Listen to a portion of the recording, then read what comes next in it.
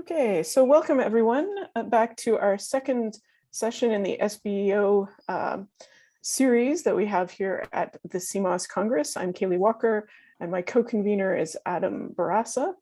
And we're going to start off this particular part with the first half being a presentation and panel discussion and questions and answers with our 3 DGs. David Harper from Environment and Climate Change Canada, Eric LaLiberte from Canadian Space Agency, and Eric Lubier from NRCan. And so they're going to tell us about Canada's new satellite Earth observation strategy and where we're going and how we can all get involved. So I hand it over to David, Eric, and Eric. Perfect. Thank you, Kaylee. Appreciate it. My name is David Harper. I'm the Director General of Monitoring and Data Services within the Meteorological Service of Canada, which of course is a branch of Environment and Climate Change Canada. I'm responsible for leading the collection and management of meteorological, climatological, hydrometric, and environmental data in support of water, weather, and climate services. So it's really the management of the federal upper air, surface, marine, hydrometric, lightning, radar, and satellite receiving stations within the MSC.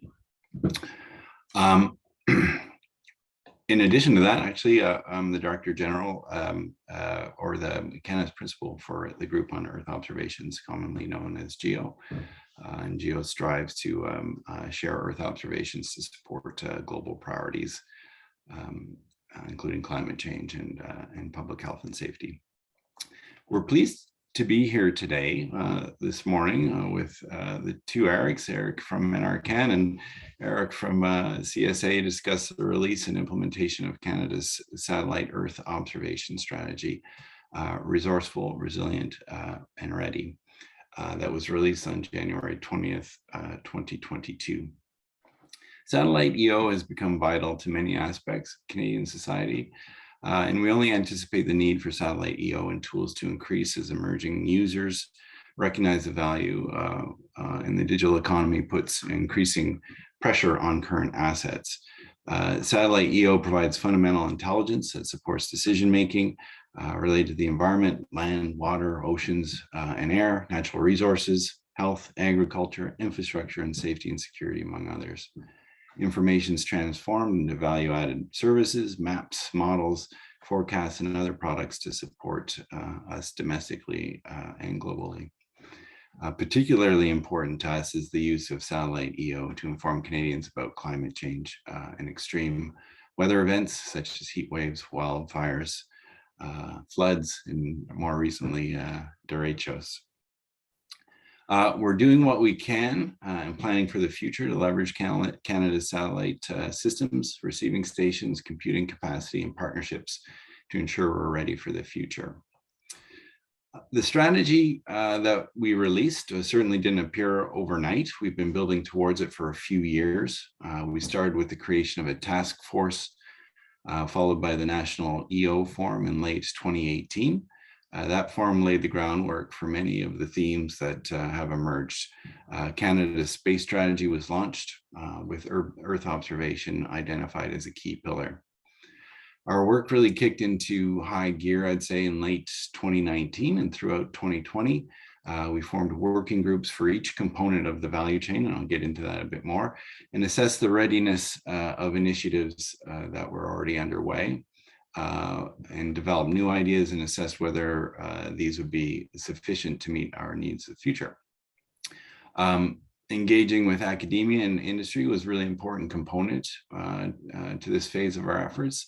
We held an academic EO forum, published an engagement paper seeking feedback on our initial thinking, and your contributions were extremely valuable in fine-tuning our strategy. In budget 2021, we were successful in putting satellite EO at the forefront with a chapter, believe it or not, entitled Capitalizing on Space-Based Earth Observation. And I'll get into some of the details of what was received in a few moments.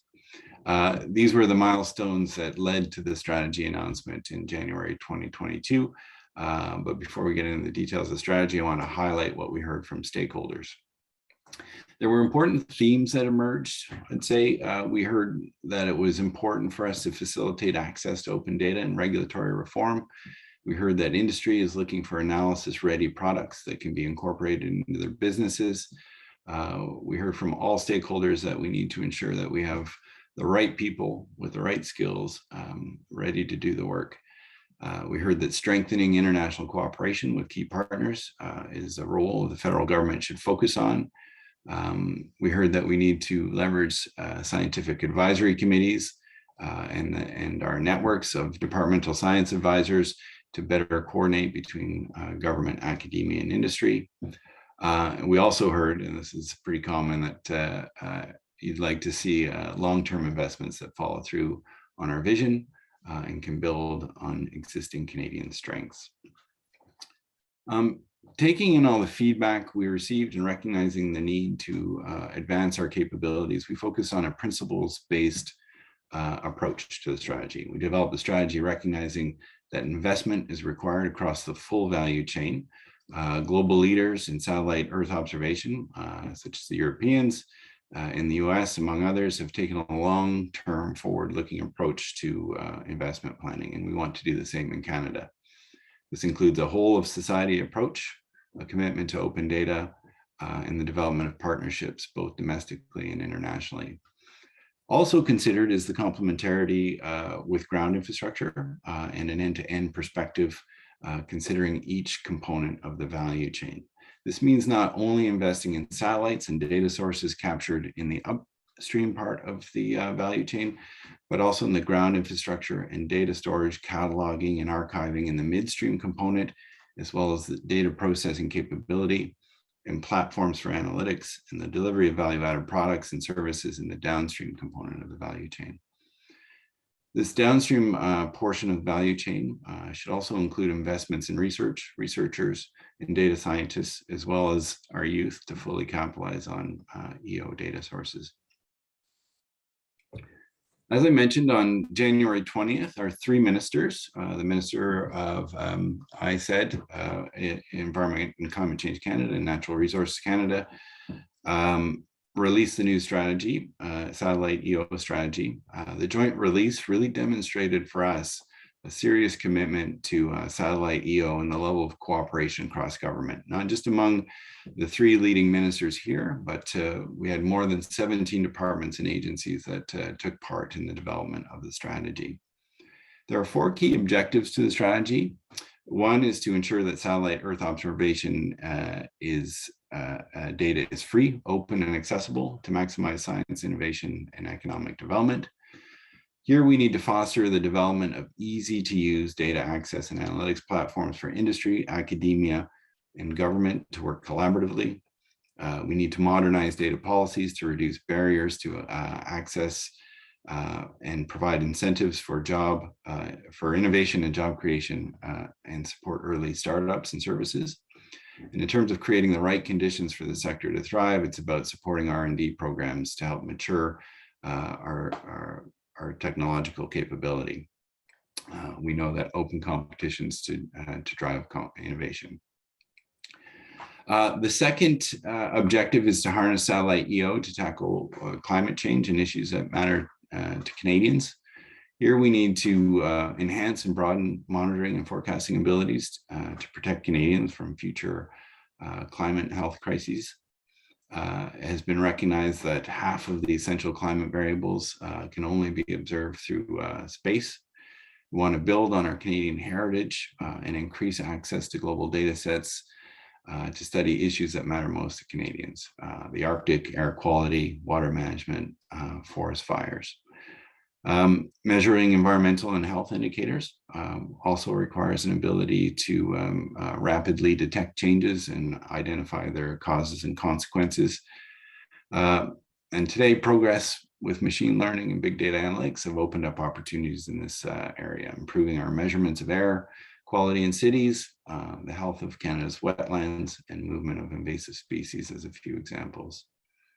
Investments in data analytics and high-resolution rapid revisit satellite imagery will be required to monitor Canada's large landmass and coastlines and to better predict and respond to environmental changes occurring as part of climate change, as well as natural or human-made disasters.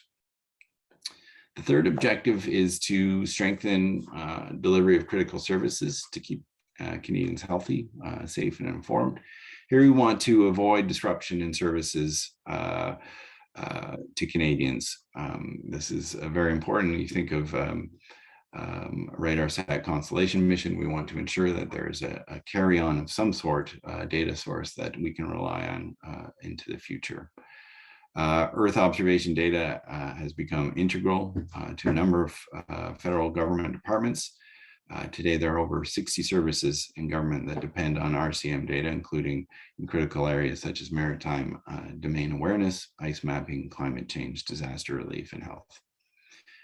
It's becoming increasingly important to ensure that there's no data gap.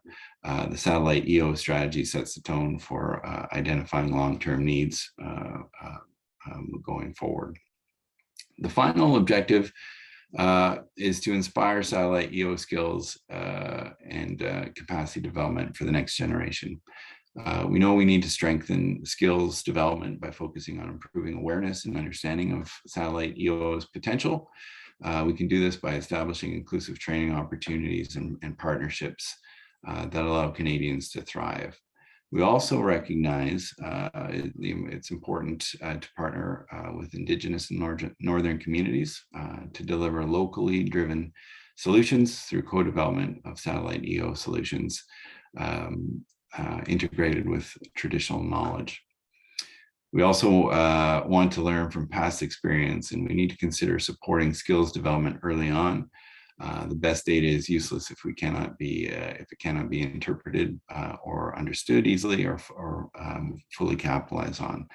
So we need hands-on training and education opportunities within different communities. It's still early days in our efforts. We've identified here in this table a few examples of the steps we're taking to achieve our objectives. We've reviewed the Remote Sensing Space Systems Act and have recommendations on path forward. We've renewed our MOU with EUMETSAT this past fall. In May, we recently signed the new Canada Copernicus data sharing agreement, and we hope to strengthen our relationship with the Europeans. We're also looking at a requirements analysis and feasibility of developing a collaborative analytics platform known as Digital Earth Canada that would be a digital meeting place for government, industry, and academia to collaborate around the data streams we onboard. I'm sure you've all heard of the government's investment of $20 million in GHGSat to support the use of satellite EO and GHG monitoring. GHGSat recently launched 3 additional satellites to bolster their constellation, and we're excited to see what they can do with them. Our biggest win so far is the funding of an operational wildfire satellite mission. The budget 2022 funding of nearly $170 million on the heels of the $90 million in budget 2021 is a clear sign that we're making progress towards our broader goals. Currently, we're also investigating a wide range of missions and data acquisition options directly linked to climate change, including the Arctic Observing Mission, Canada's contribution to NASA's Atmosphere Observing System, and the Terrestrial Snowmass Mission. We're well underway in implementing the budget 2021 investment in updating our critical ground receiving station infrastructure, and the investigations into the next generation of SAR observations is also underway. In January, with the release of the strategy, Smart Earth, CSA and Smart Earth also announced $8 million for SMEs to further exploit EO data to develop new and innovative services. We continue to fund the efforts of academia through the Earth Systems Data and Analysis grants. We're also continuing to investigate how we can better coordinate ourselves to ensure we can implement things in the best way possible, and how we can develop the workforce of the future. So that, I hope it's clear by now that we're not stopping at the strategy. Frankly, it's just beginning. Our efforts are now focused on codifying the process to ensure there is continued coordinated investment going forward. We're developing an implementation plan, and through that plan, we'll have regular environmental scans of the current landscape, new data streams, and capture investments and activities to support strategies, objectives, in identifying gaps in growth areas. One of the key aspects of our implementation plan is that it'll be evergreen. This means that we'll continue to update and review our priorities based on a rolling review of requirements. That means ongoing engagement with academia and industry to help support Canada's strategy going forward. The next opportunity for us to hear from you will likely be in the preparations for the next National EO Forum, which is coming up in the fall. CSA and Eric can shed a little more light on this, but I'm pretty excited for the EO Forum. It's been a long time that we've been apart due to the pandemic, so good face-to-face meeting to discuss where we're going in the future on EO will be fundamental. So I'll stop here, maybe pass it over to my colleagues for a few remarks, and maybe we'll start with you, Monsieur La Liberté. Well, thanks, David, and I'm happy to be here and sharing these news and this presentation with all of the people online. Yes, you did mention, David, that what we heard from stakeholders, and I have to bring us back to the EO Forum 2018. For those that were with us, you will recognize that some of the key points that we've highlighted in this presentation are directly linked to some of the comments that were made during that EO Forum, talking about barriers, talking about the need for a better coordinated approach within the government, and also a long-term vision. And this is basically what we've worked on and what we will continue to develop with you.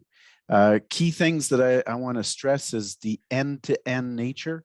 So we're not looking at just the satellite or the collecting capability, but also making sure that the infrastructure is there, making sure that there's initiatives as well to increase the uptake and increase the value that we get from the data that is collected. There will be challenges ahead. One of the things that I can think of is, you heard David mention the open data policy.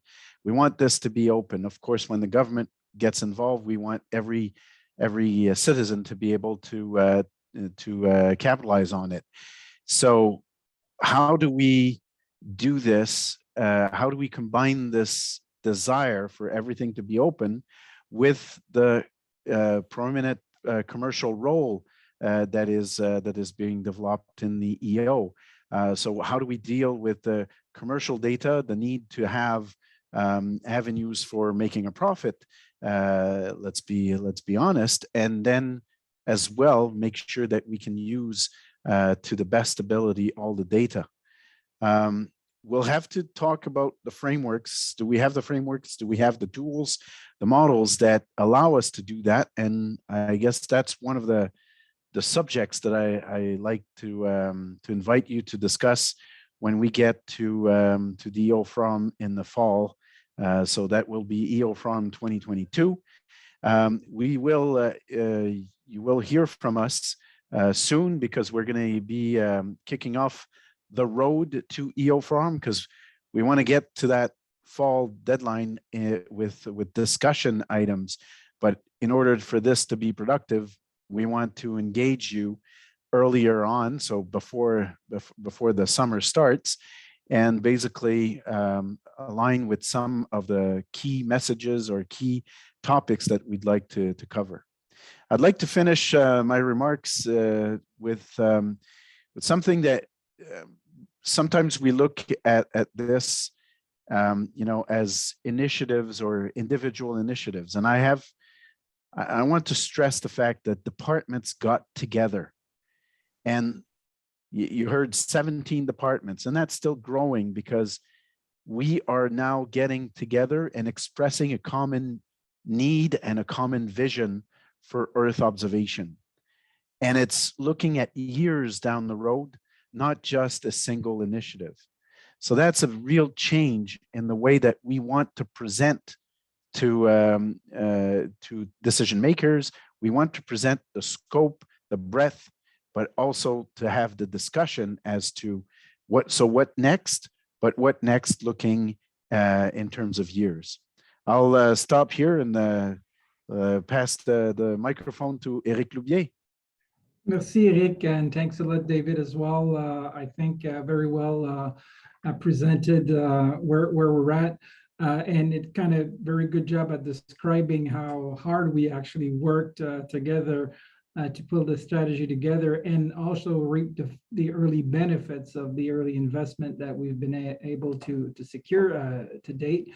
And I want to leave enough time for discussion, but I want to stress a few things. First of all, is that you have it here on the screen, the fact that this plan is evergreen, and that's why we're having these conversation on every forum possible, getting your feedback. It's already an initiative of many departments. But our early success, I think, comes from the fact that we're able to show that we have a long-term plan, that it's well coordinated, that it has the input from a very broad community, and that we have engaged and we are engaging into making sure that we will update this plan as we go. And we actually need a lot of your insights and input. And the second thing that I want to emphasize is that this is a plan that is over the entire continuum of this field, of this business. It's not only about the satellite emissions or the upstream, but also how we actually make sure that we cater to the entire continuum, all the way down to application and all the midstream and the downstream. And this is probably where we need the input of the community, because as you go downstream, it's a broader community that actually benefits from the strategy, but also from the investment. And as David mentioned, we've seen some investment in upstream, but also in midstream. In our case, we have been funded to strengthen our data receiving stations and network. So that will actually make sure that we are going to have a capacity to receive this data. But as we move forward, we want to make sure that all these data streams, and they are growing, as you know, we can actually start doing some data analysis and creating some value and insight more and more from this technology. And this is where it becomes very interesting, and demonstrating the value of EO. We can't do that alone, and this is where we actually need a strong community to speak from one voice out of this strategy, and this is how we will together have a greater success. So that being said, David, I think we have a Q&A session now, so happy to take some questions.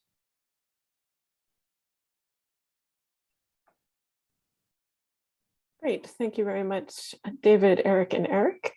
I'd like to open the floor for questions, and Adam and I will monitor the chat. So if you have a question, put up your hand, and we will call upon you.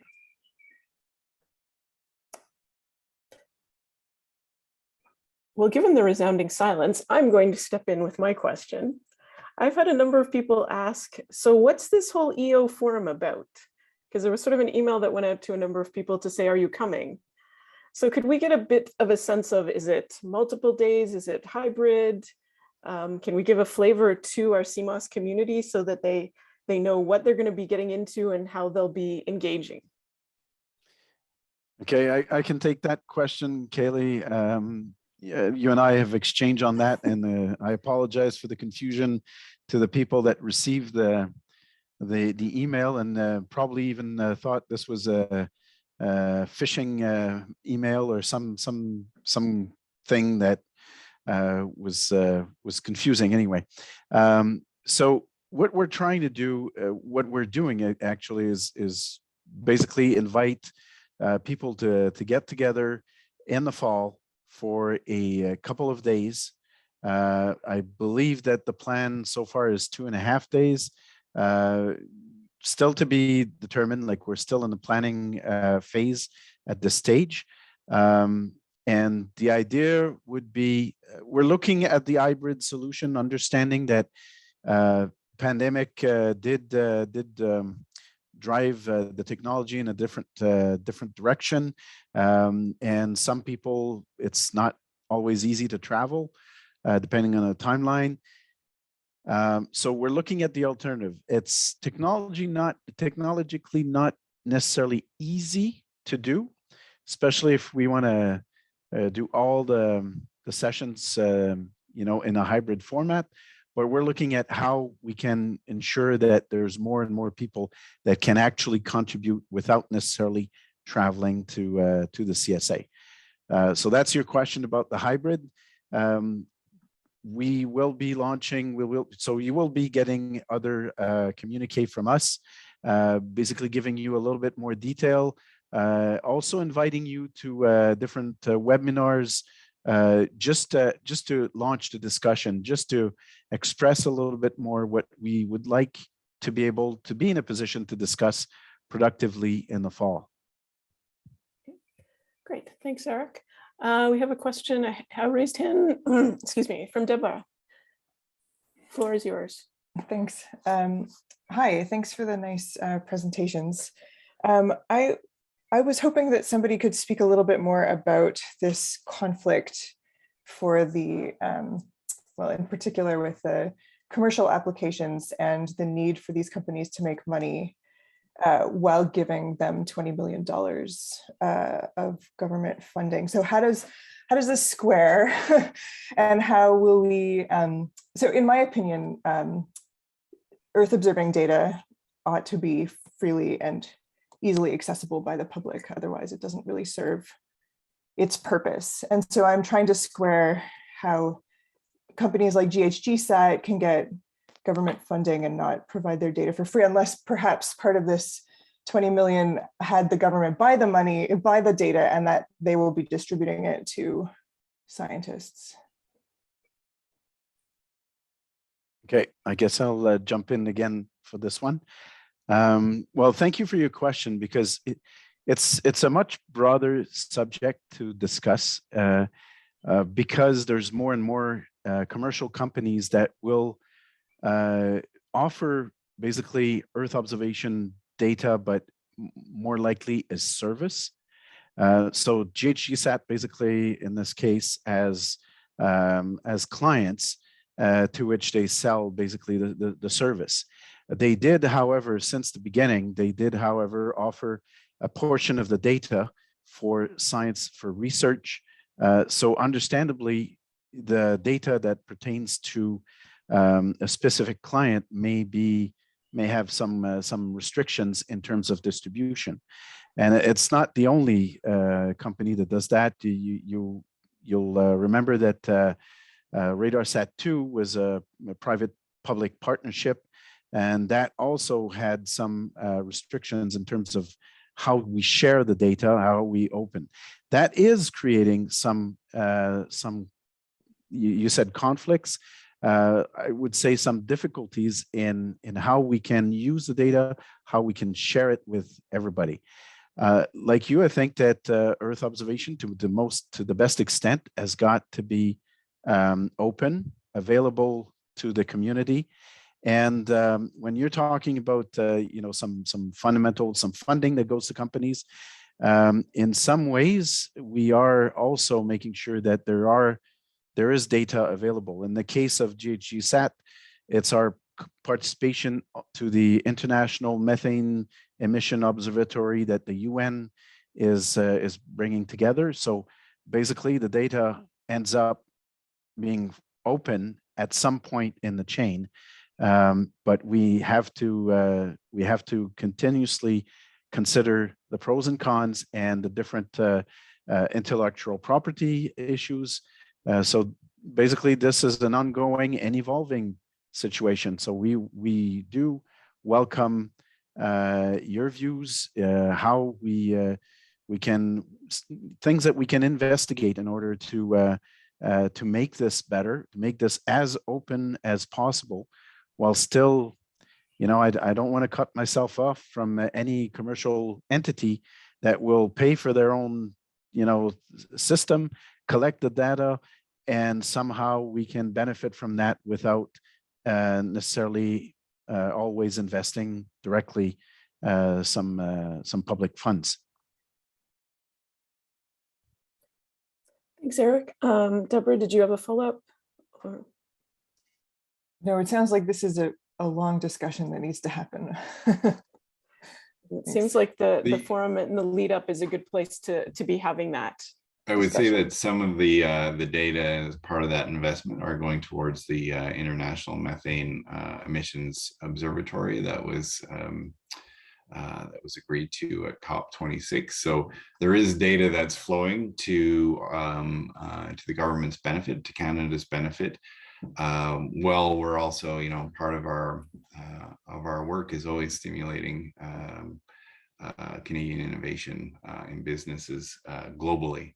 So if we can support our high-tech sector, and that's it's part of our jobs too. But there's always that balance between the investments and open data that we've got to walk that line, as Eric said. Yeah, I'd have to question the benefit to Canadians if other scientists can't actually verify that what they're producing is sensible, right? That's a big part of it.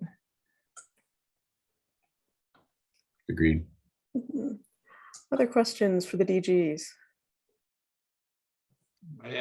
Alex, please go ahead. David, you presented a number of quite significant missions, at least about 4 or 5 instruments and satellite missions, but we know that CSA budget is quite limited.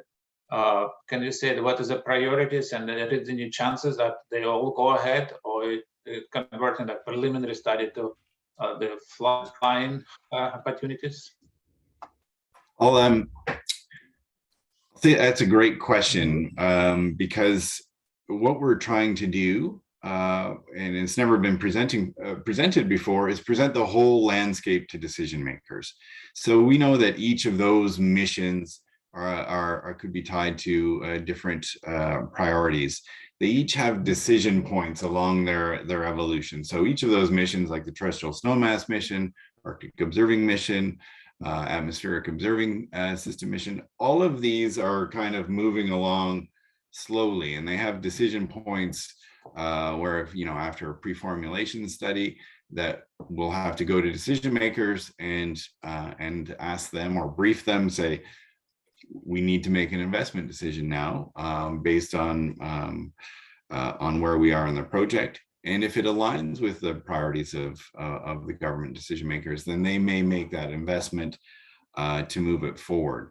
So what we're trying to do is not prioritize any one of the missions. So all of those missions that we presented are currently priorities of the federal government, but whether or not they get to the next level all depends on budgetary constraints, priorities of the day as we advance them. All we're trying to do with this strategy and the implementation plan is make that completely transparent, so that they've got a global picture of our investments in EO and where our gaps are and where we need to move forward. So it's not about necessarily picking one mission over the other, but when they're ready and when we can brief up and understand and help decision makers better understand where they're at, then that's the goal of what we're trying to do. Yeah, and Alex, it's always a balance between well, our job is to show that we've thought these things through,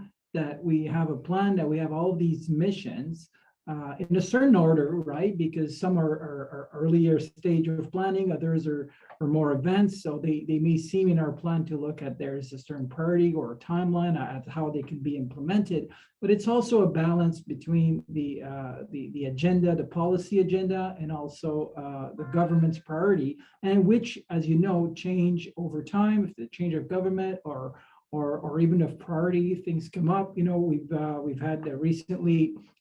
As David mentioned, the wildfire set was funded, but that is not strange to what happened over the recent years on the fire front, right? So things sometimes get pulled at the forefront of the agenda of a government, and we need just to be ready for when that window of opportunity arises to actually step in it and respond with a proposal. And that's what the plan is all about. And I would say the beauty of what we've done so far and continue in doing is bringing this picture, this total picture in view, not just the next opportunity or the next mission. It's here's the portfolio. Now, as Eric just mentioned, there are things that get pulled forward or pushed a little bit back just because of circumstances and priorities of the moment, but we do work on them and we give the overall picture.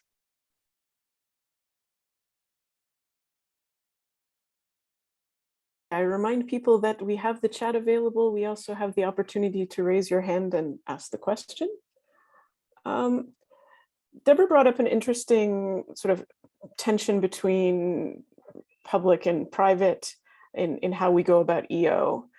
But I'd like to hear from David and Eric Lubier about how we balance operations, which is very department driven, and science, which part of your departments do, but also what a big fraction of our CMOS community does. So how do we get that part considered in the EO forum?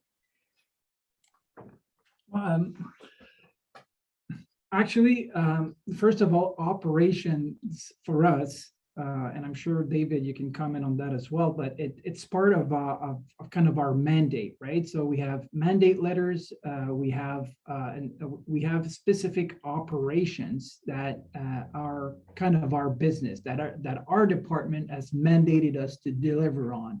Either it's for us, you know, the emergency, the flood mapping. So there's a certain number of components that are not being tagged necessarily as EO, but for which, right, EO is how we actually can best deliver on those. If we have a program in flood mapping, we're also responding, we have an emergency mapping service, our ground station, and actually for those, right, we do need EO. We are contributing to some programs also on cumulative effects, for which our scientists are using EO or deriving products. So these are all the programs for which EO is being leveraged. And when we do so, we are especially mindful of putting in place either products, data acquisitions, that will respect the principles that we're putting forward in the strategy as much as possible, open data being one of them. So now that being said, we will not be able as a community to make sure that every data acquisition over this country is being made open, right? However, by working together, like if we do collective data buys, there's always ways to actually ensure that as much as possible, when feasible, we can actually provide the result, either the result of our work or the data that we've acquired openly. I don't know if that answers the question.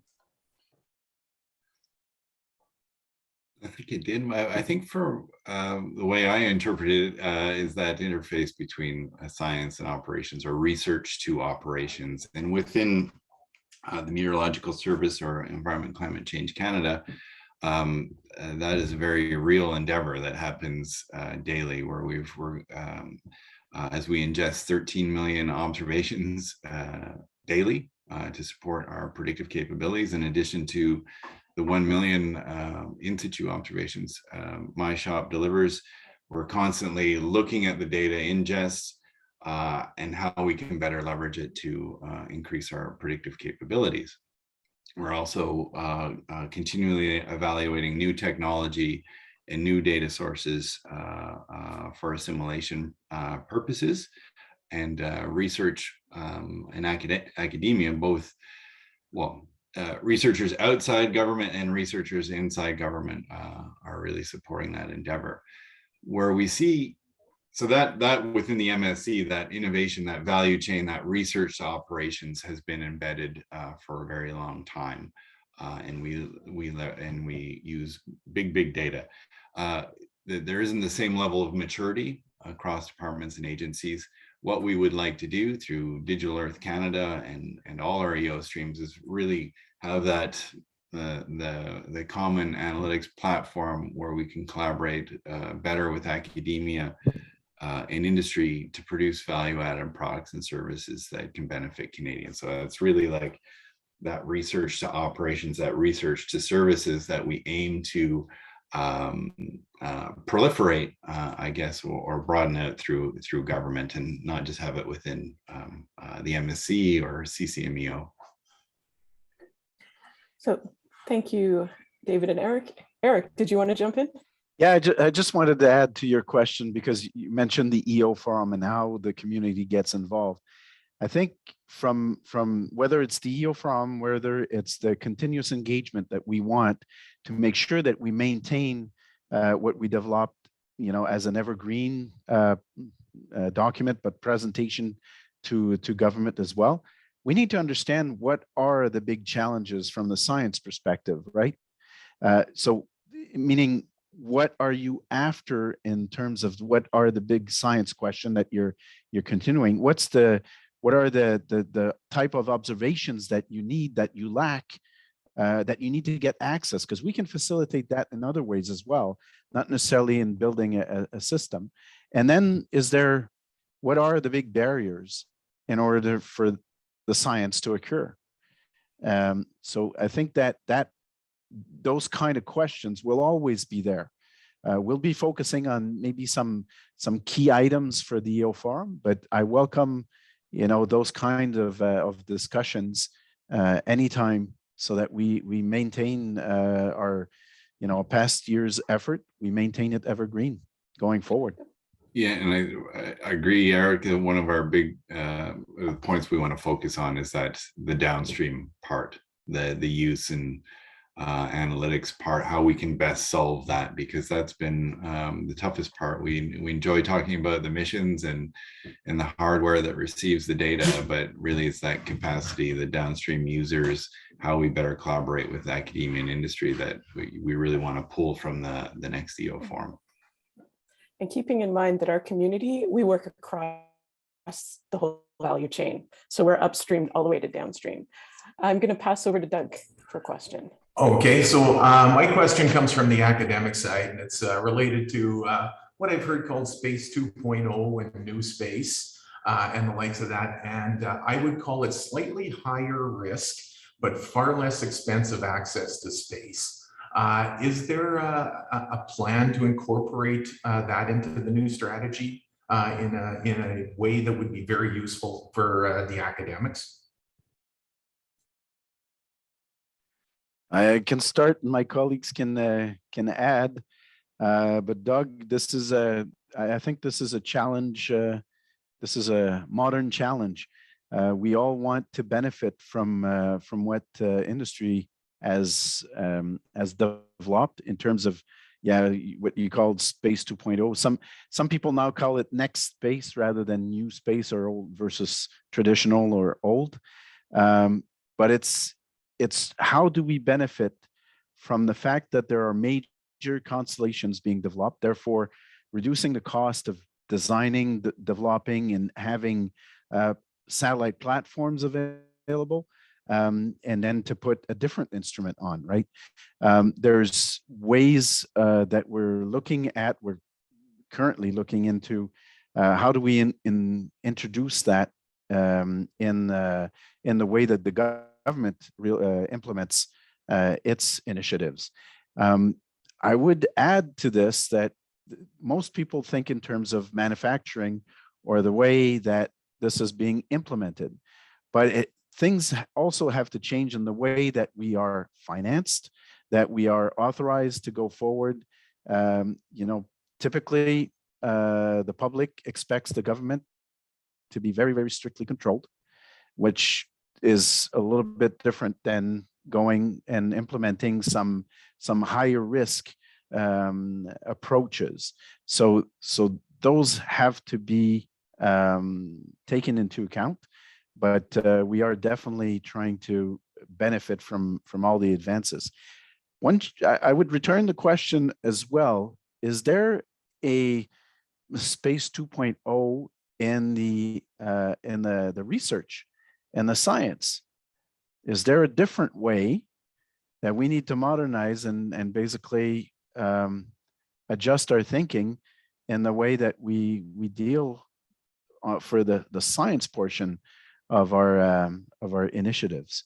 That could be that can also bring some interesting discussions or consideration.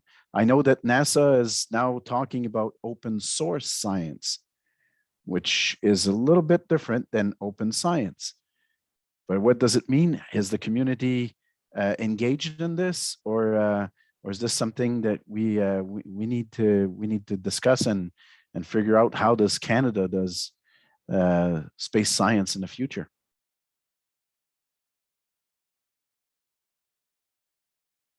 Doug, follow up, or David or Eric Lubier? No, I think that that answered a bit of my question. And as far as the putting the question back onto the scientists, well, I think I'm going to have to think about that just a little bit more, and I'll get back to you. And I think that's a nice place to end, because I think it's about continuing this dialogue. So thank you very much to Eric, and David for engaging with us this afternoon.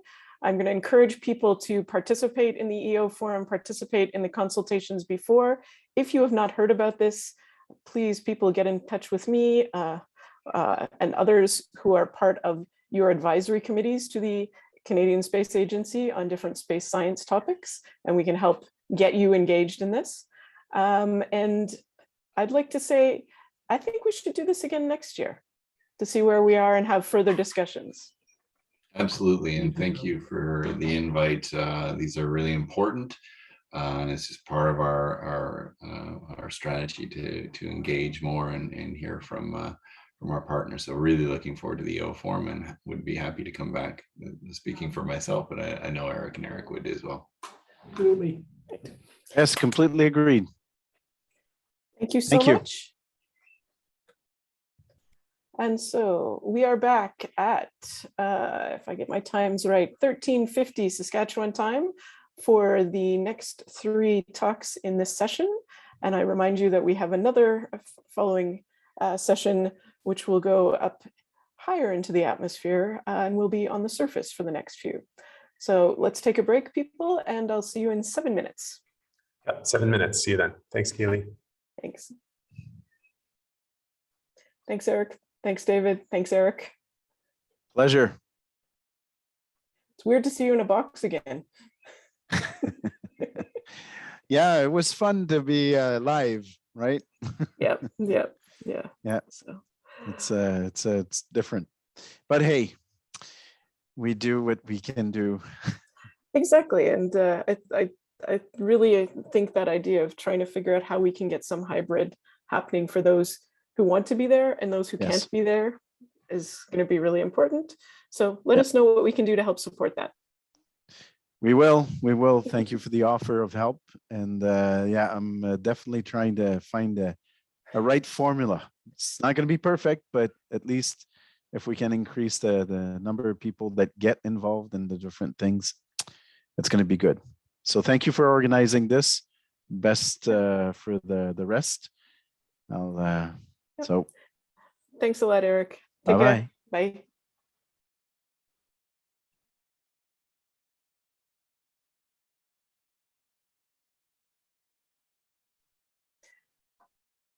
Marcia, are you on?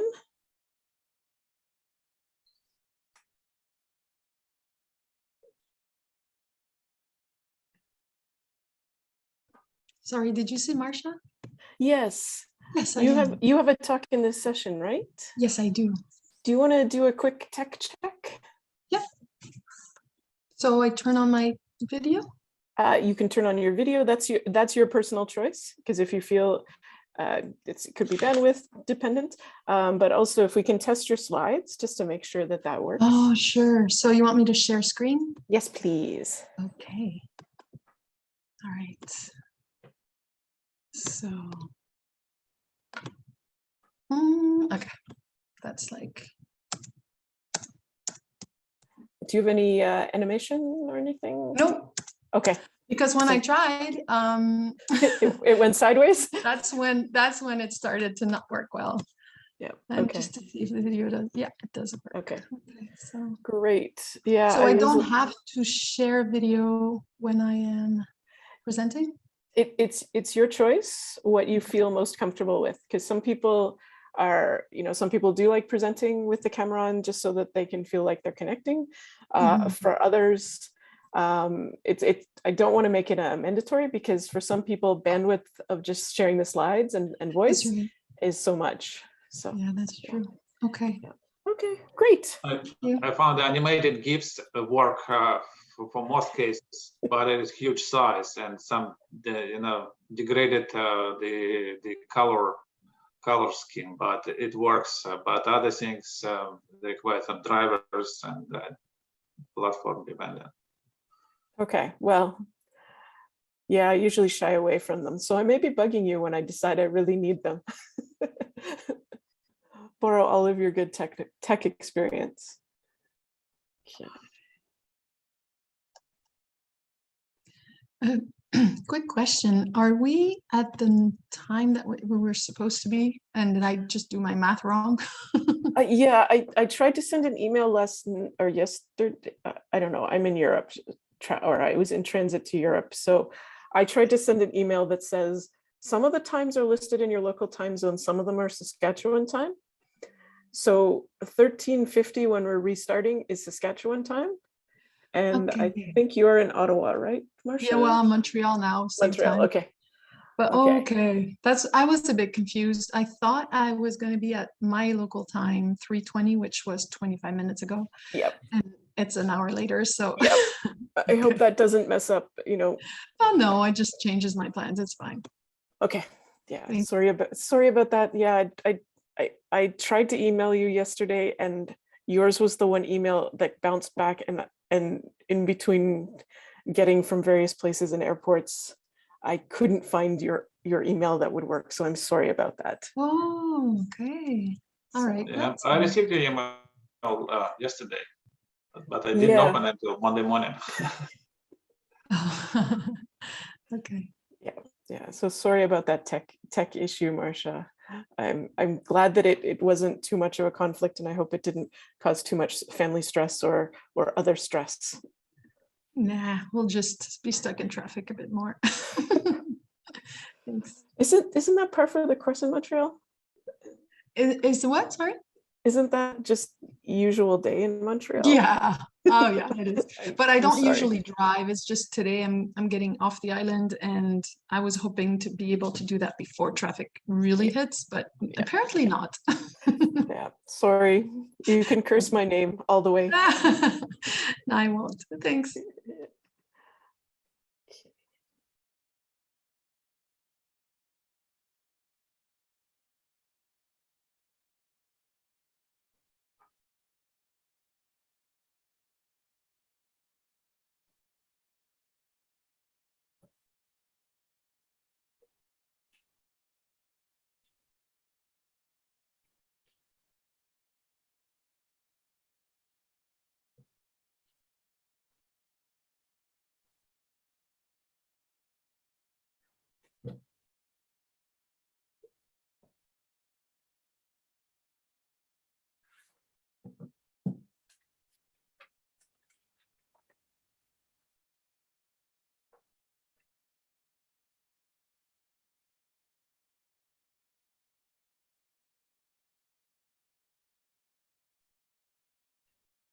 Okay, let's keep things on schedule.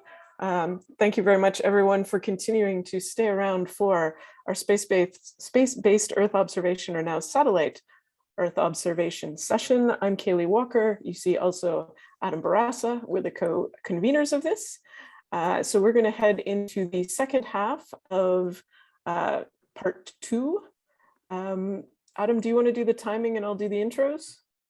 Sure, sounds good. And then we'll Okay. flip for part 3. So we're doing a single warning at 12 minutes, so 1 minute warning. Yeah, plus minus. Okay. Yeah. Sounds good. And yeah, I was trying to make sure that I let people finish a thought, but some people, it was such good stuff. It's like, Yeah, I couldn't okay. find a space. Okay, sounds good. I'll try for a 1 minute warning at 12 minutes. Okay. Okay, great. Okay, so our first speaker is going to be Alex Trushenko, who's coming from NRCan, from the Canada Centre for Remote Sensing. So I invite you to share your screen and tell us about your work.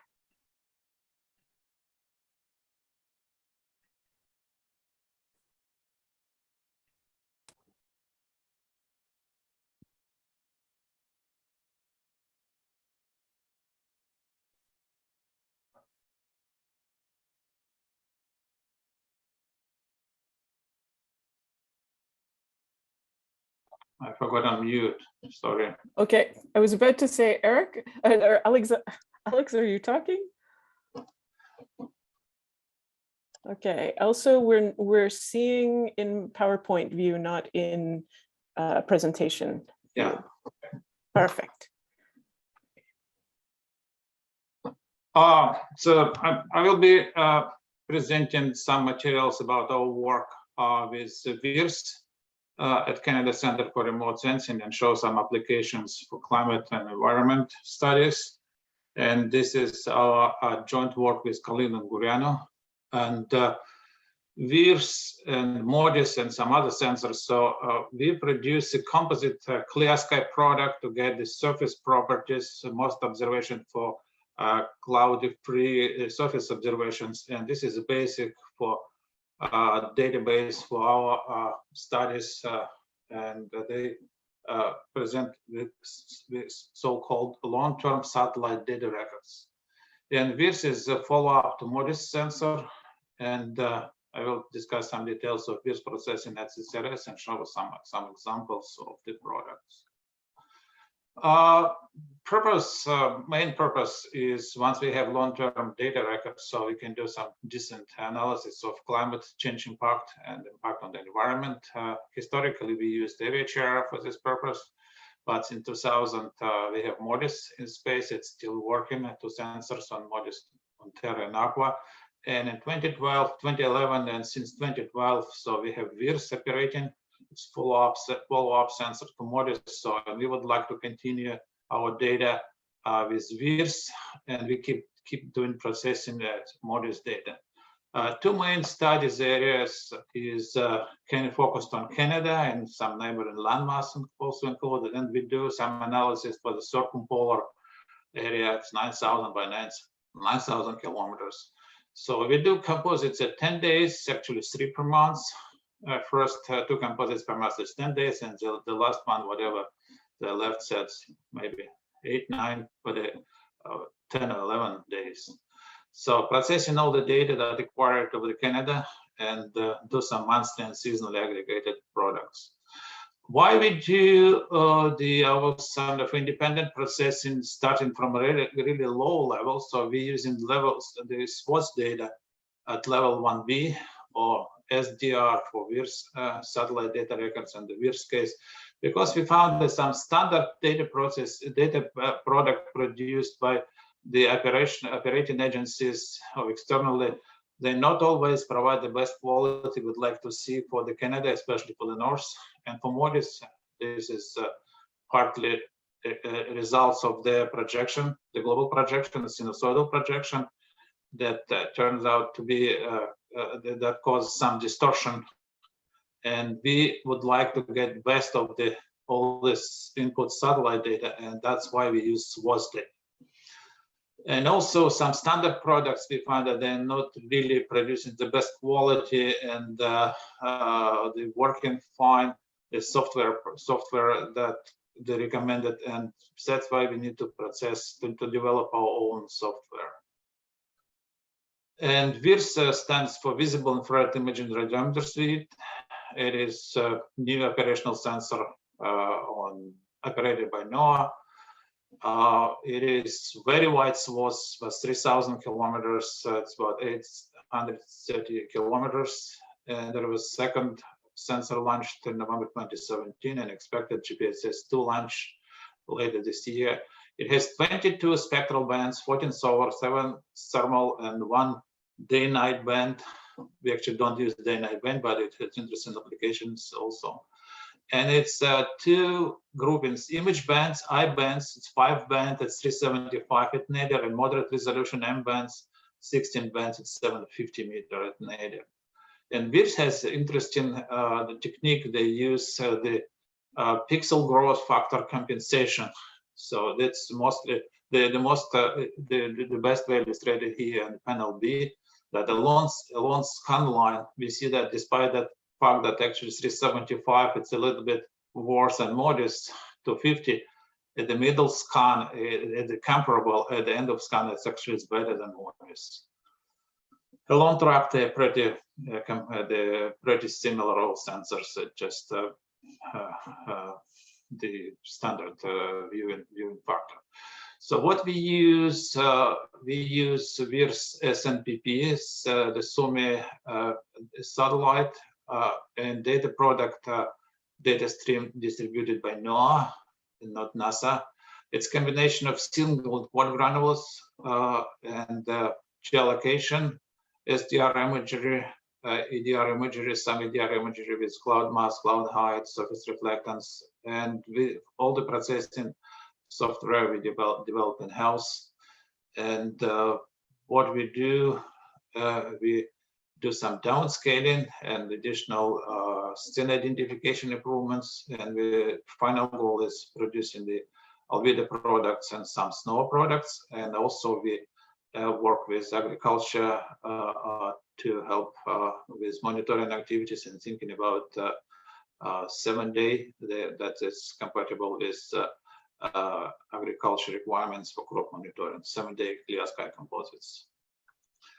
And let's show the example of imagery, and we see that it's complicated imagery. Unlike MODIS, VIRS removes pixels toward the edge of the scan, and that creates some issues, but that's not critical. But with interpolation, so MODIS has continuous all the data available, but VIRS removes some pixel, and that creates some issues. So, and we found that we need to get best use of the data, we need to develop our own reprojection and remapping code.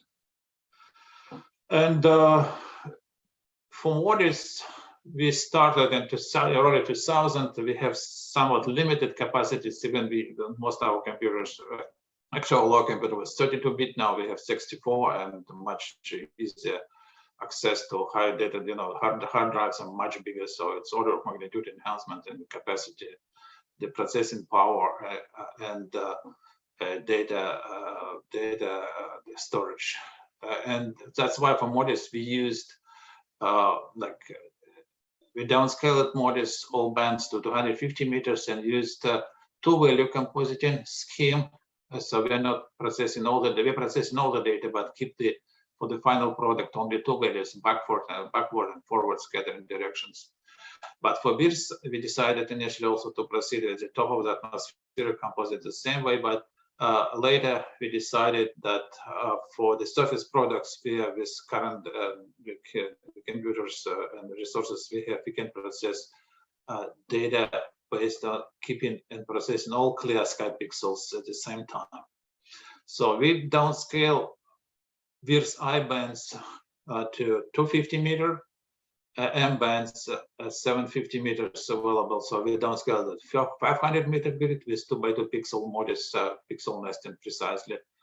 So, and there's some techniques that involves the technical issues. So we need it's not issue, but it's you know, the approach. So we need to do the orbit stitching and some other things. Here shows the version example of products we have from VIRS. It is 10 days snow melt.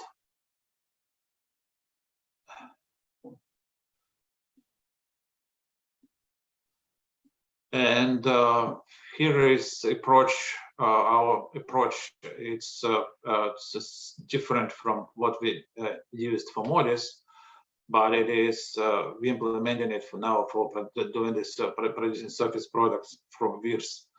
So we introduce tiles. Well, it's a different tiles, not the same tiles as MODIS, but we use tiles in the natural projection that we use, Lambertian conic conformal projection 4x4 tiles, and we stitched all these small pieces together so to reduce the number of the tiles that goes into processing. So only those that the fully or partially covered, they go into the processing. So normally for each orbit, it's about 20 surface reflectance granules and about 5 gelation granules. And so what's the different from the standard, the NASA and the VIRS implemented algorithm? So we use different kernel-driven the BRDF model, and also retrieving at the same time snow fraction and snow grain size. So it's essentially effective grain size, but it's still some properties of snow. And here is some details of our BRDF model. At the bottom, we see that it is 2 components. It is a snow-free model weighted by the 1 minus alpha. This alpha stands for the snow fraction, and snow fraction here is we use different BRDF model. The need for this is because the snow is forward scattering surface, mostly the snow forward scattering surface. There is some roughness that creates the hotspot effect of backward scattering, but if you know that we have glints and strong reflection in the forward direction. And for this, we use highly parameterized model by Kachanovsky and Ziggy. And also we're trying to retrieve the snow grain size based on sensitivity of the snow reflection in the near infrared. So 1.2 bands, and this that shows has significant sensitivity. And this is modified volumetric kernel from Minan et al. Based on Polder, when they have implemented here some hotspot effect. It is important for the snow-free surfaces to have some hotspot effect, and it is parameterized in this model. So this is an example of the NDVI composite products for one of the granules we produced as a test mode for the agriculture. It's a 7-day. So here is NDVI, distribution of NDVI, and there's 2 attempts of compositing. That's kind of all pixels, all quality, the available pixels. And this is a selection of some best quality here, best quality data. We have some gaps, but that's natural. So we just don't have observations, good observations without clouds. Okay, 1 minute. And here's an example. Yeah, 1 minute left. Yeah, we have the example of the 10-day albedo products broadband for the Canada area, and here is example of the trends. We did analysis in the minimum summer snow ice extent that we did analysis for the regions here that shows essentially the trends and the correlation with temperature decreasing minimum snow ice cover with increase in temperature. And this is a VIRS against MODIS comparison for the circumpolar area. We see that differences the fraction of percent, so we have good consistency.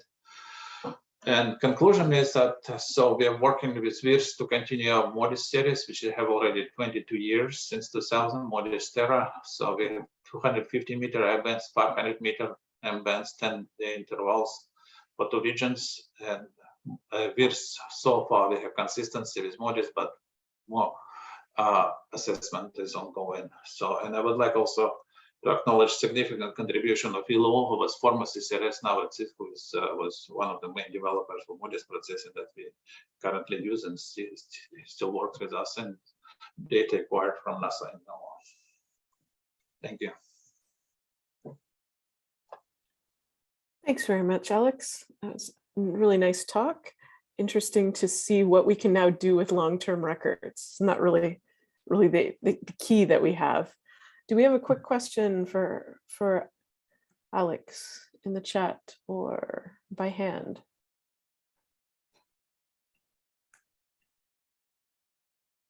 I'm not seeing anything. Okay. Well, we may have a few minutes at the end. So I'm going to move on. Thank you very much, Alex. So I'm going to invite Colleen Henschel.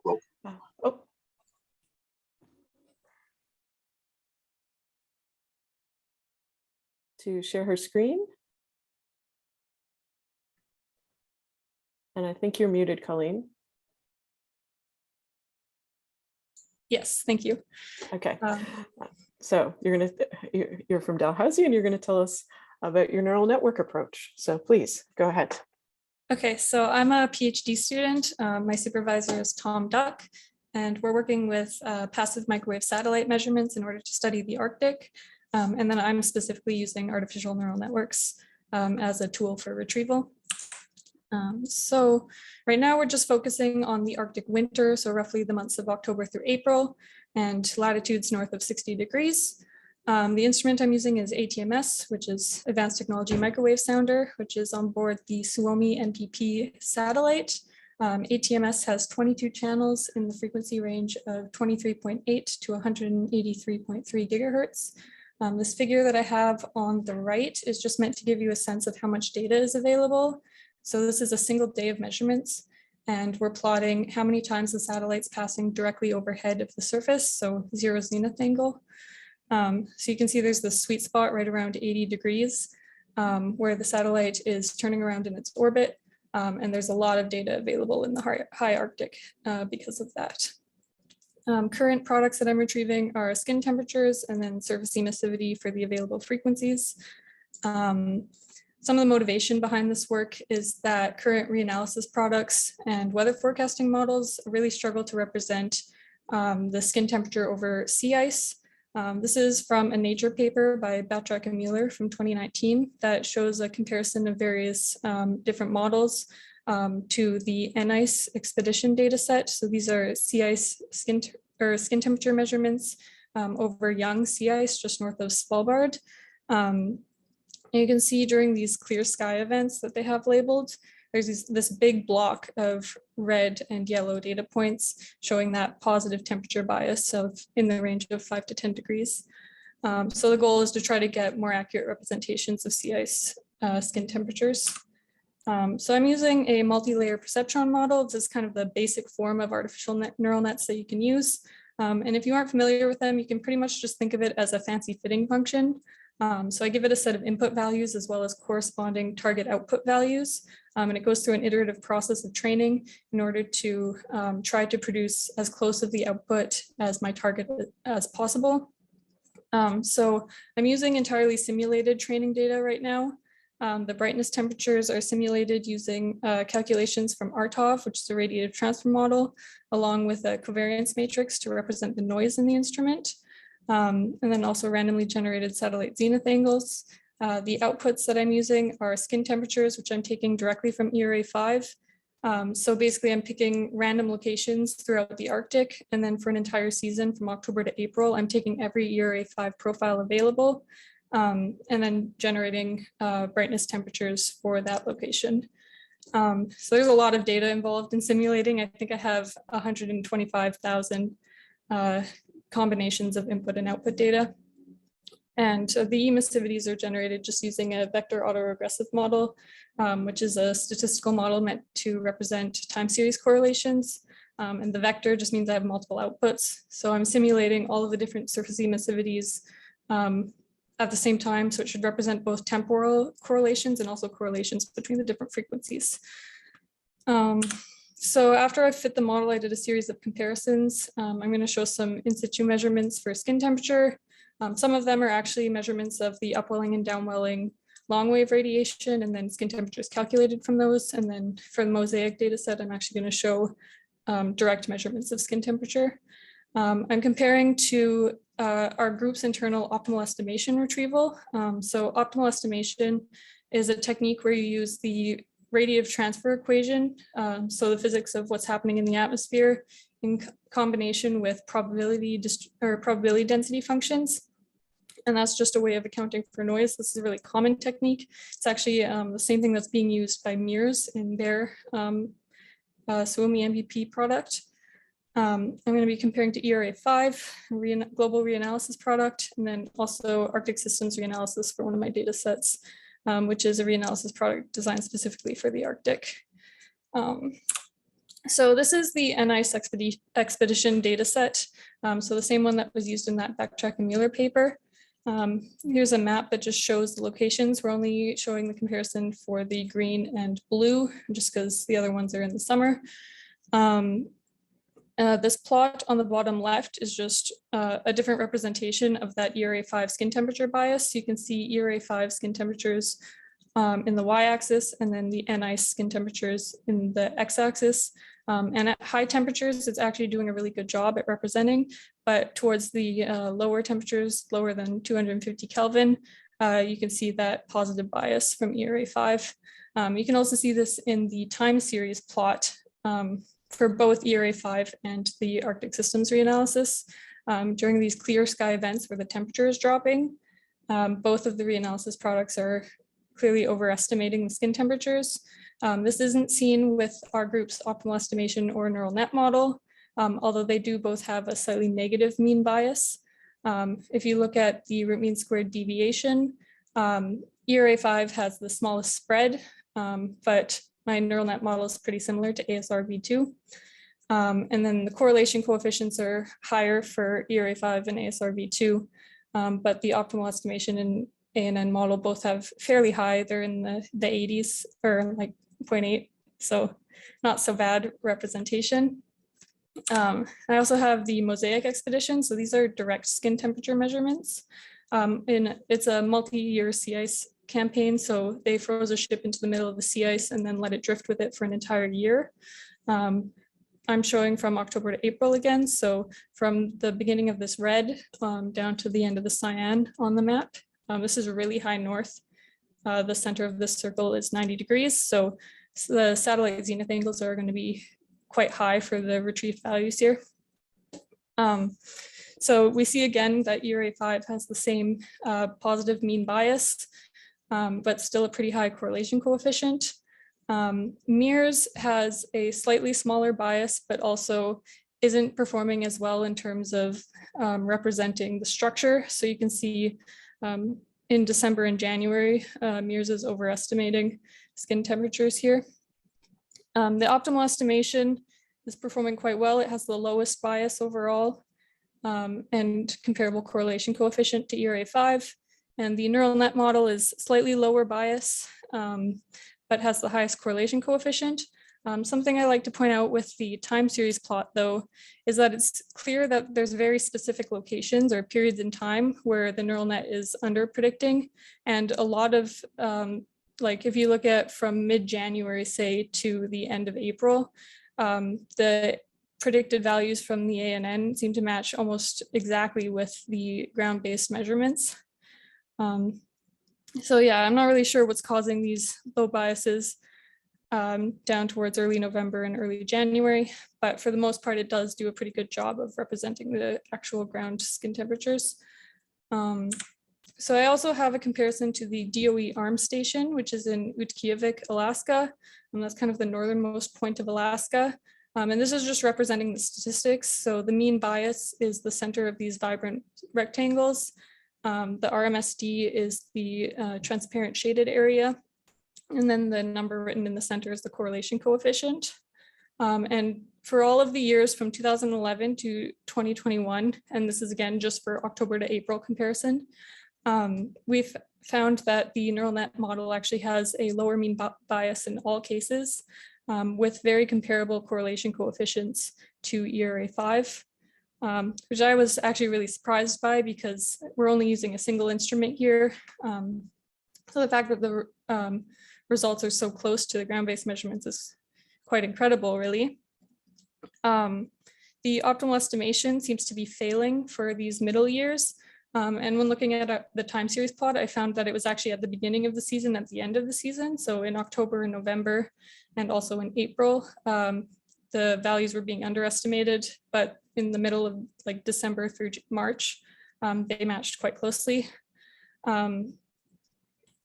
Yeah, so I also just wanted to show a couple emissivity comparisons. This is just between optimal estimation, the neural net, and the MIRS SWOMI MPP retrieval. I found that pretty much all of the different years, the emissivities were really close together. Even like structurally, you can see like even this like spike here in emissivities for, this is 23.8 gigahertz, sorry. I'm only showing the lowest frequency and the highest frequency for the sake of not having too many figures. They're just basically in complete agreement for this location, but that is not the case when I look at sea ice. So for the Mosaic expedition, I found that the lower frequency channels actually, MIRS ended up having lower emissivities than the neural net and optimal estimation. So I'm just showing 23.8, but this was also the case for 31 and 50 and 52 and 53. But for the high frequencies, MIRS, optimal estimation, and the ANN model are all quite similar. So just in summary, all of the model was trained on simulated data. So these ground-based comparisons are with conditions that the model's never seen before. The ANN shows really high agreement for skin temperature, which is pretty surprising considering it's just the one instrument. The emissivities are generally quite similar. I found on average, the neural net tended to have less variation, like in terms of the time series. Some future plans are to find some ground-based emissivity measurements for comparison. I want to see what happens if I do the retrieval over ocean and also look at spatial variations. So like pan-Arctic maps of skin temperatures. Potentially I could add other satellite instruments. So I could add the microwave humidity sounder brightness temperatures as well as input values and see if that improves the results. And then like later time period, I would like to try to use convolutional neural networks as a way to incorporate spatial information into my retrieval. So that's all I have. I'm happy to take any questions. Thanks very much, Colleen. Nice talk. I don't see anything in the chat at the moment. So if someone has a question, they can either raise their hand or put it in the chat. I had a question about the fits where you showed that some of the bigger excursions were quite easily matched. I think, yeah. Oh, yeah, like this one or two forward, please. Two forward this way. Yeah. Yeah. Okay. Yeah. Okay. Yeah. So what I noticed is that the big one at the end of 2019 seemed to be well captured, but there were some earlier ones in the 183.3, sort of pre-December 2019, where SWOMI MPP is picking up something, the OEM is all over the place, and the neural network sort of damps it out. I was wondering if you had a sense of that yet, or whether you'd started to delve into it. Yeah, so for the optimal estimation in particular, the skin temperatures aren't being well represented for this time period as well. So I think that some of this is just from poor representation of the skin temperature affecting the emissivity retrieval. But MIRS also does show a bit of a spread as well, so I'm not really sure what's causing that. Mm-hmm. Yeah, it looked like the MIRS there seemed to be more structure in it. Yeah. Yeah, I see that. Which was just an interesting thing I was looking at. Mm-hmm. Okay, well, thank you very much, Colleen. And people can keep asking questions to the chat. And we're going to go to our last talk for this session, which is from Marcia Ackerhus. So I'm going to ask Marcia to share her screen and give us her presentation.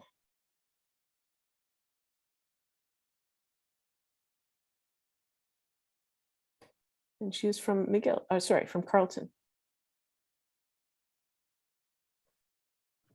Okay, sorry. Yeah, so I can start my... Yeah, if you can start the showing, because right now we're seeing, perfect. Oh, Up. okay, just a sec. I No was one, not. no one look, don't be surprised. Don't spoil the Sorry. surprise. Okay, Forgot to be at the right place. it's all yours, Marcia. Okay. So good afternoon. My name is Marcia Akkerhuis. I recently completed a master's degree, Master of Engineering at the University of Carleton in Ottawa. And the project I worked on under the supervision of Professor Thomas Walker is what I will be presenting today. And it is entitled Extending Aerial Surveys with Landsat-Based Canopy Cover, a case study in Montreal.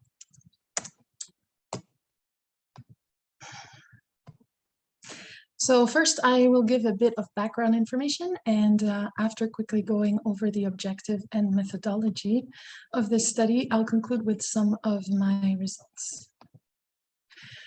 So trees are very important in urban settings as they provide valuable benefits in many spheres, such as health benefits, economic benefits, and of course, important environmental benefits. To successfully manage urban forests, decision makers need timely and accurate information on the status and trends of the urban tree canopy. In Canada, this is mostly done with the use of aerial surveys, but these studies are often expensive and time-consuming, and they occur sporadically in time and space. Remote sensing can help solve these issues as they offer efficient, replicable, scalable, and cost-effective options. However, as the resolution of satellite imagery is relatively low, accurate mapping is difficult, especially in highly heterogeneous urban landscapes. The objective of this project was to exploit the correlation between aerial photography tree canopy measurements and the values derived from satellite imagery, to try to extend the aerial surveys to locations and times where satellite tree cover data exists, but aerial surveys do not.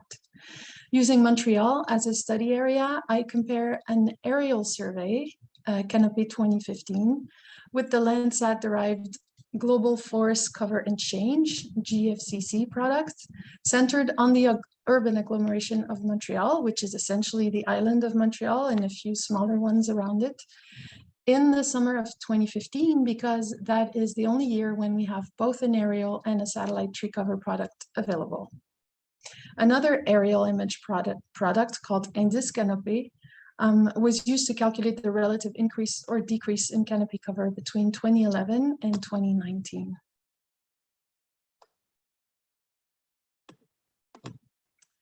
So I used ArcGIS Pro to design a workflow that would allow comparison between aerial and satellite canopy cover values. First, I had to locate and retrieve the raster and shapefile datasets I was going to need from the various sources, so city websites and NASA's Earth Observation Database. Reconciling the spatial resolution between the two datasets was done by delineating the area of interest and then creating a fishnet over this area in ArcGIS Pro to assign the correct values into each satellite pixel in my study area. I was then able to find the sum of area covered by canopy according to the aerial image in each satellite grid cell. So basically, each satellite grid cell is 30 meters by 30 meters. So each one of these grid cells contains 10,000 aerial pixels. In ArcGIS, the two layers were combined or layered on top of one another to allow for comparison. As a result, each 30 by 30 meter grid cell now contained both tree cover values in one attribute table, the GFCC canopy area, which came from the raster file, and the aerial canopy area, which is the sum of tree cover values in square meters in all 10,000 small pixels. Using this new attribute table I created, I was then able to plot canopy area values. In this graph, we have tree cover from aerial image on the x-axis against tree cover from the satellite image on the y-axis, all of them in percent. The linear regression has a coefficient of determination of 0.62 and a strong correlation indicated by the Pearson coefficient of 0.79. Residual values for percent satellite tree cover were found by subtracting the values obtained using the model from the original GFCC values. The standard deviation of the residuals, which is also the standard error of the regression model, was found to be 7.5%. Therefore, about 95% of the data points are within a range that extends from plus or minus 7.5% from the regression line. So we decided to investigate to see if the information provided by this model would prove useful visually. The idea was to use satellite data from a year where there was an aerial survey available to allow for visual verification. Unfortunately, there wasn't another year where both types of data sets were available. The closest were 2010 and 2011.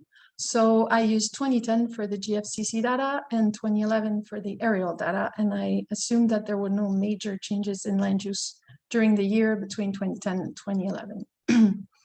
Here, I chose an area on the island of Montreal where I could see changes in canopy cover in the aerial image between 2011 and 2015. So here you see that there is a loss of canopy in these two regions here. If you look at the satellite data in this table, I have GFCC and GFCC transformed.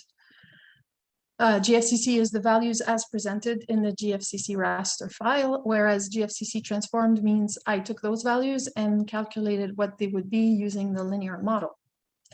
Now, if we look at the GFCC, so the top two maps in this table, between 2010 and 2015, we can see that the values seem to correctly reflect the reduction in tree cover in the two areas mentioned. After applying the model, on the lower two maps here, those areas are still the same, showing no trees. But in the right-hand corner of the map, we can see that the percent tree cover increases when using the model. So referring back to the aerial image, there does seem to be more tree cover in this corner. And so the model in 2015 seems to show a better representation of this. In many cities, there is often a positive correlation between tree cover and median income. In Montreal, this is most starkly observed on Acadie Boulevard, which is shown by the red line here. And it separates one of the poorest neighborhoods, Park Extension, from one of the wealthiest, so town of Mount Royal. So Park X is on the north here, and the town of Mount Royal is on the south of Acadie Boulevard. In order to see if, well, so anyway, you see here from the aerial photos and from the satellite that there is definitely much more trees in town of Mount Royal. But in order to see if the transformation applied to the GFCC data gave a better representation of the aerial values, I zoomed in on a random zone located in the town of Mount Royal up here. I made the aerial image visible here through the satellite layer so that you can have a visual appreciation of the different values. So the dark spots are the trees. To compare how each data set, so GFCC and transformed GFCC, compare with the aerial values, I plotted them on this graph for those 8 pixels. As we can see, for these particular grid cells in the town of Mount Royal, the transformation brings the correlation closer to 1:1. However, the result was not as conclusive when I applied the transformation to a group of pixels located in Park Extension, where tree cover values are much lower. With these low GFCC values, while the linear model generally brought them slightly closer to the aerial image values, there is still a large difference. I also used the aerial images from Indice Canopy to calculate the area covered by canopy on the urban agglomeration of Montreal over the years. As you can see, there was a steady increase between 2011 and 2017. But then between 2017 and 2019, we observe a loss in canopy cover. This, of course, does not agree with the objective of Montreal's climate plan. And the reasons for this decrease is not clear. It could be due to a pest called the emerald ash borer, or to new construction, or to changes in land use, or a combination of the three. Then looking at the overall canopy value cover on the urban agglomeration of Montreal, we see that applying the model brings the overall value closer to the value found by aerial photography. For future work, it would be interesting to see if we can validate this model in other cities with comparable geography and types of trees, like Ottawa, for example. As well, this workflow could be used to extend the aerial surveys to other locations and times using different satellite products, allowing a deeper analysis into longer time series. So in conclusion, we calibrated a simple linear model that correlates satellite imagery to aerial photography tree cover values using a GIS. Applying this model to the satellite value seems to show a better fit to aerial imagery on overall canopy cover. Such a model could assist policymakers in the analysis of climate policy and public health impacts, and it could be applied in more remote or less affluent locations. Thank you very much. Thanks very much, Marcia. That was great. Really neat to see the satellite and the survey data put together. That's very cool. So do we have any questions for Marcia?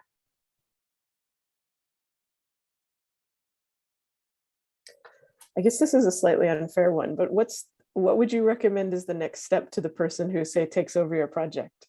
Yeah, that's a good question. If I was still there and could continue, I would personally like to validate with Ottawa. Because the geography and the types of trees are very similar, and they have aerial surveys, obviously, being the capital city. So it would be, nice to see if the correlation remains similar or if it's completely different in Ottawa. And yeah, I think that could be the next step. Okay, cool. Well, anyone out there looking for a cool project to do, go talk to Thomas Walker. Yes. Or talk to Marcia to steal her wonderful idea. Thanks, okay. Kaylee. There you go. Okay. Did the questions in the chat get answered? Alex, I think there was one for you. Yeah, it's about availability of data products on the NDVI online. Unfortunately, we don't have online distribution system at CCRS for this product. But if the person interested in some particular area and time,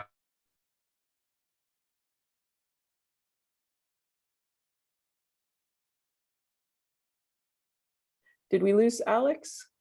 Okay. Vanessa, send if it is reasonable. Okay. Yeah, so that sounds like an offline conversation. So Vanessa, get in contact with Alex. And if you wanted to direct message your email or whatever works, I encourage that. Any last questions from people? Well, thank you very much, everyone. I think this was a very successful and good part 2. So please stay tuned for part 3. It's programmatics and mission updates. So we will see everyone at, Adam, what's the magic time? 2:55 Saskatchewan time, 4:55 Eastern, 21 minutes from now.